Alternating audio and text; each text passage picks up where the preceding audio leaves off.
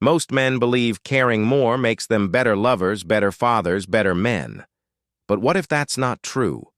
What if caring too much, worrying, over-explaining, trying to fix everything, isn't love, but a subtle form of weakness? Epictetus once said, "It's not what happens to you, but how you react to it that matters." And that's the truth.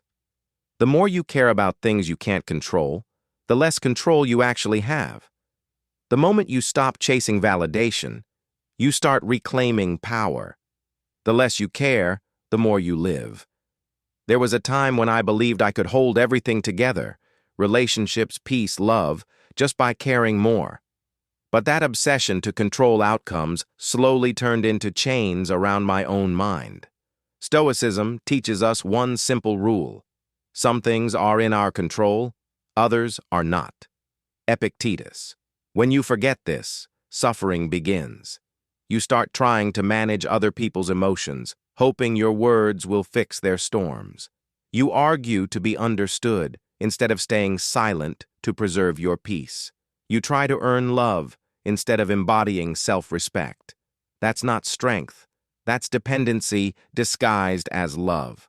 The Stoic man knows you cannot control her feelings. You cannot predict her moods, but you can govern yourself, your tone, your patience, your calm. That's what separates men who break from men who rise. Marcus Aurelius said, "You have power over your mind, not outside events. Realize this, and you will find strength. When you live by this, life becomes simple.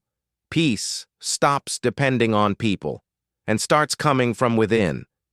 Detachment doesn't mean you stop caring. It means you stop clinging. You stop giving energy to things that drain you. You stop explaining yourself to those committed to misunderstanding you. You stop reacting emotionally to every mood shift or silence.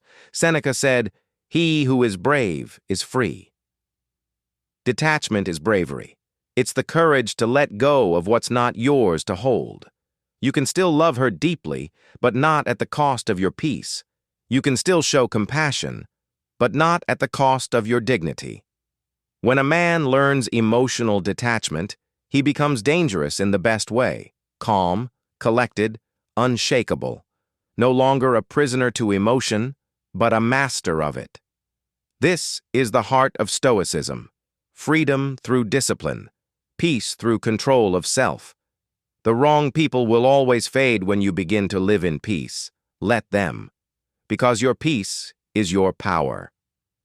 Marcus Aurelius reminded himself every morning, "Today I will meet people who are selfish, ungrateful, and arrogant, but they cannot harm me, for I will not let them." That's the mindset of a Stoic man. You no longer seek control over others. You command control over yourself.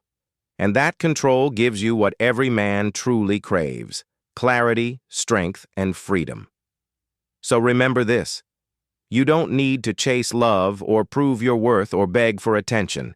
You just need to stand still, in calmness and conviction. Because when you stop overcaring, you stop losing yourself. You stop fighting storms that were never yours to control. And that's when you begin to live. The less you care, the more you live. The more you live, the more you become a man of peace, presence, and power.